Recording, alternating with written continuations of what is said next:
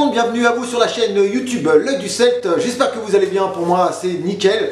Aujourd'hui, nous allons faire une vidéo sur un tuto. Alors un tuto, oui et non. Oui, bon, allez, on va faire une petite vidéo explication. On va dire comme toujours le minimum pour avoir un terrarium, pour pouvoir accueillir une bête, je dis bien terrestre. Je précise bien le mot terrestre, c'est très important. Parce qu'on peut faire à peu près la même chose pour un serpent arboricole, mais il y a plusieurs méthodes, il y a plusieurs façons d'installer le tapis chauffant en hauteur à divers endroits pour que la bête puisse aller à divers endroits, bien sûr. Mais bon, on va plutôt partir sur du terrestre aujourd'hui, comme ça sera plus simple, parce que beaucoup de gens me demandent en privé, donc sur Messenger, donc sur l'œil du tube. L'œil du tube. Ça recommence, hein. On va dire YouTube. Sur l'œil du Celte youtubeur, pardonnez-moi. Voilà, donc je vais vous expliquer aujourd'hui comment faire pour installer un serpent, donc terrestre. Alors, je vais partir sur un python, donc ça sera à vous par contre, en fonction de l'espèce que vous allez acquérir. Donc toujours bien se renseigner en amont, préparer le terrarium avant d'acquérir la bête, c'est très important. N'ayez pas les installations le jour même de l'acquisition de votre bête ou de la réception.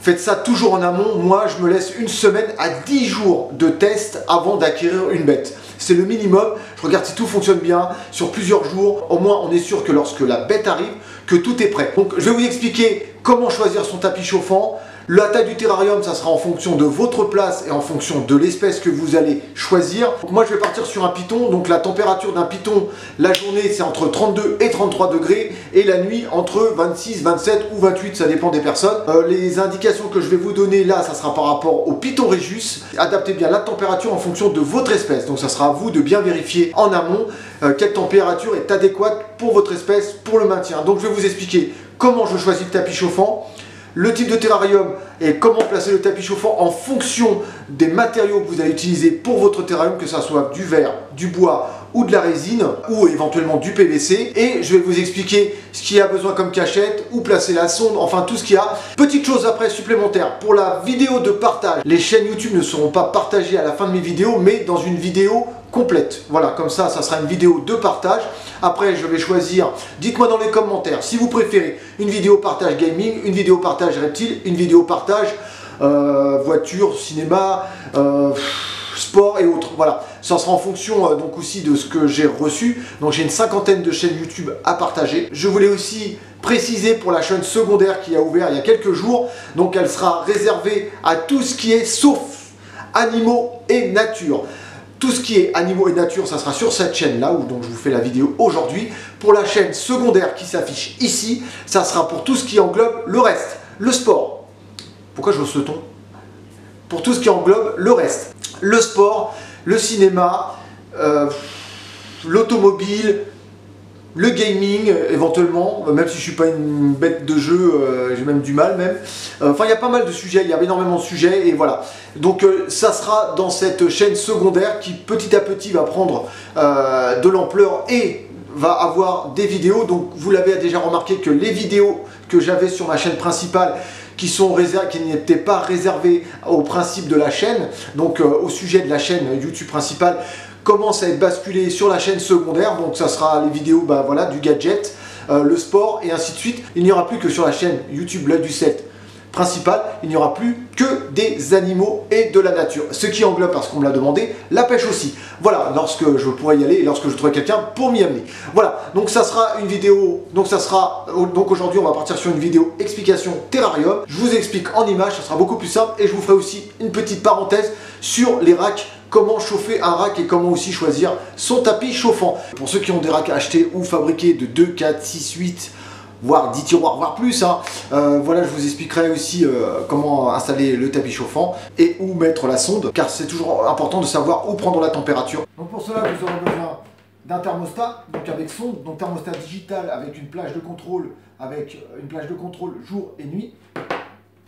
Vous aurez besoin d'un tapis chauffant, de substrats. Moi je préconise énormément pour les terras donc les éclats de coco. Donc on peut en trouver à n'importe quel prix, hein. Ça va de 99 centimes jusqu'à 6 à 10 € pour la brique de 500 grammes. Ensuite, 2 cachettes. Et moi je pense que c'est tout, hein. Donc on va commencer par le terrarium. Donc le terrarium, quelle que soit la taille du terrarium. Là on va partir vraiment, quelle que soit la taille du terrarium. Vous prenez, admettons, un terrarium de 60 par 45 par 60 de haut. On est toujours sur du serpent terrestre. Vous prenez la surface au sol, donc vous avez 60 cm de large. Donc vous divisez par 3, ça fait 20. Vous avez 45 de profondeur, donc vous essayez de trouver un tapis qui fait 20 sur 45 de profondeur. La puissance sera adaptée à la taille du tapis. Si par exemple vous avez un terrarium de 120 cm sur 60, vous essayez de trouver un tapis chauffant qui fasse autour de 40 cm. Donc pourquoi? Parce que 120 divisé par 3, ça fait 40. Et de profondeur, vous essayez de trouver un tapis qui fait 60. Au général, on trouve plutôt du 45-50. C'est largement suffisant. On dépasse les 30 voire 33 watts. Ce qui est vraiment suffisant pour chauffer. Une fois que vous avez choisi votre tapis chauffant, comme j'explique, c'est un tiers de la surface au sol. Plusieurs façons de mettre son tapis chauffant. Donc là, vous avez un tapis chauffant.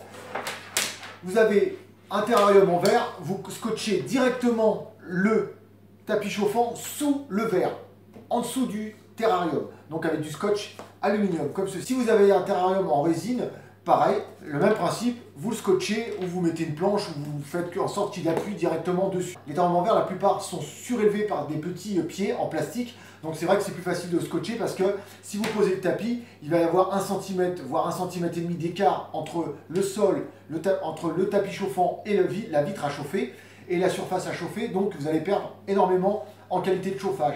Donc pour tout ce qui est par exemple terrarium moulé ou terrarium en PVC, le terrarium est directement posé au sol, donc vous pouvez mettre le tapis chauffant en dessous. Donc moi je vous conseille quand même de mettre un petit scotch pour éviter qu'il glisse et qu'il se balade, ce qui est quand même plus adéquat. Pour ce qui est, là je précise bien, des terrariums en bois, le tapis chauffant se met à l'intérieur. Donc on met le tapis chauffant à l'intérieur et par précaution, ça c'est indispensable, on va mettre une feuille de plexiglas. On peut mettre du verre, après le verre est beaucoup plus coûteux. Vous mettez une feuille de plexiglas, soit en achetant un plexiglas qui recouvre l'intégralité du tapis chauffant, en faisant en sorte que ça dépasse bien de 5 cm de chaque côté.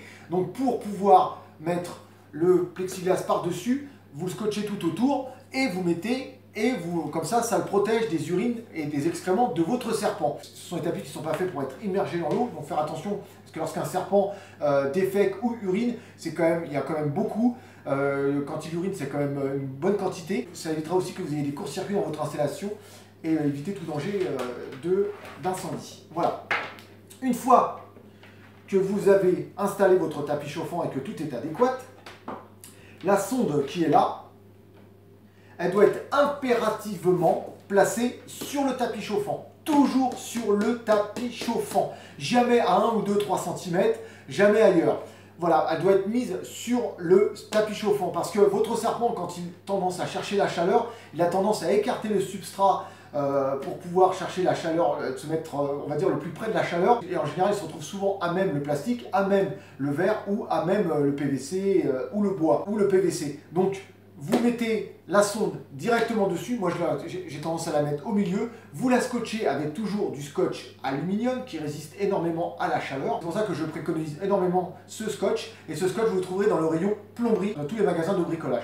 Donc, c'est vraiment important. Donc, une fois que vous avez collé votre sonde, que tout est parfait, on va maintenant déterminer la température idéale pour votre serpent. Donc là, on est sur un Python Regius. On est à 32-33 degrés. Si vous voulez une vidéo détaillée sur le réglage de ce genre de thermostat, n'hésitez pas à me demander dans les commentaires, c'est très important et je vous ferai une vidéo, il n'y a aucun souci. Donc vous réglez l'amplitude de chauffage de jour et l'amplitude de chauffage de nuit. Donc qu'est-ce qui se passe? Moi, c'est tout simple. Là, vous avez entre guillemets un réglage. Vous réglez au moment où le chauffage va démarrer pour la température de jour. Donc là, moi, je le mets à 10 h du matin et vous mettez le réglage de fin, donc 22 h. Donc ça fait une plage de 12 heures de chauffage, donc à 32-33 degrés.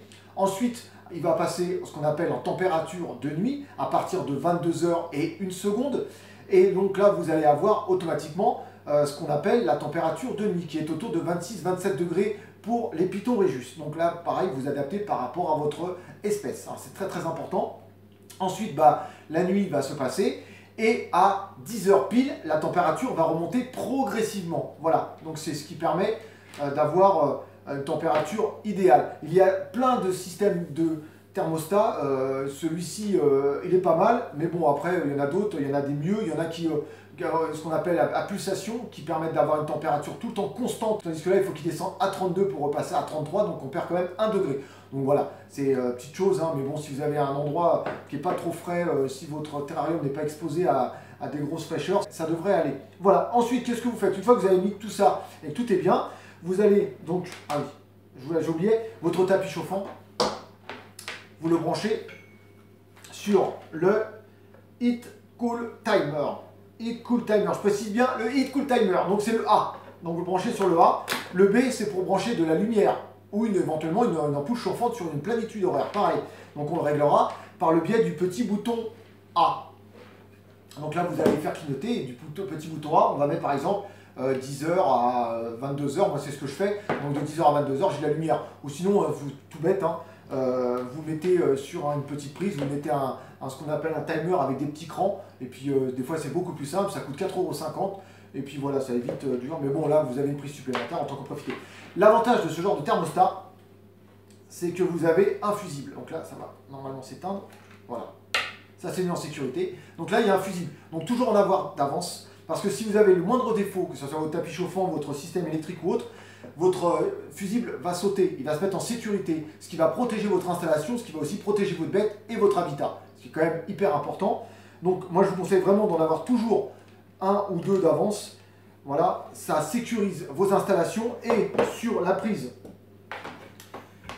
d'arrivée, moi je vous conseille de mettre toujours votre prise, donc avec votre thermostat, soit sur une multiprise ou prise simple, avec impérativement un fusible, soit à usage unique, soit à usage interchangeable, c'est-à-dire comme là, c'est-à-dire que si une fois qu'il est en panne, on le change. Mais c'est très très important, pourquoi? Parce que si par exemple le boîtier fait mal sa fonction de sauvegarde, entre guillemets, avec le fusible, éventuellement vous avez ce qu'on appelle le secours avec la prise, ou la prise multiprise, et éventuellement vous avez ce qu'on appelle votre boîtier de contrôle avec vos fusibles au mur. Mais bon voilà, ça fait quand même 3 sécurités, vaut mieux en avoir 3 que pas du tout, et comme ça vous avez au moins la sécurité pour vos bêtes et vos installations. Et franchement, c'est quand même hyper agréable de savoir que quand on s'absente en toute sécurité. Le substrat, donc comme je vous l'ai dit, éclat de coco, donc ça ce sont des briques qui font 500 grammes. Donc quand on le met dedans, on arrive à faire facilement un terrarium de 60-45 par 60 de surface. Donc quand on le met dans l'eau, l'avantage c'est que ça prend énormément de volume, donc c'est quand même hyper sympa, ça sent assez bon. Et je dirais pour les bêtes, même le rendu est vraiment très bien. Après vous choisissez ce que vous voulez comme substrat, ça sera en fonction de vous. Et aussi le choix du substrat peut être adapté à la bête que vous avez bien sûr choisi. Voilà, 2 cachettes, point chaud, point froid. Il n'y a pas plus chaud. Après la décoration elle est libre à vous, c'est votre visuel.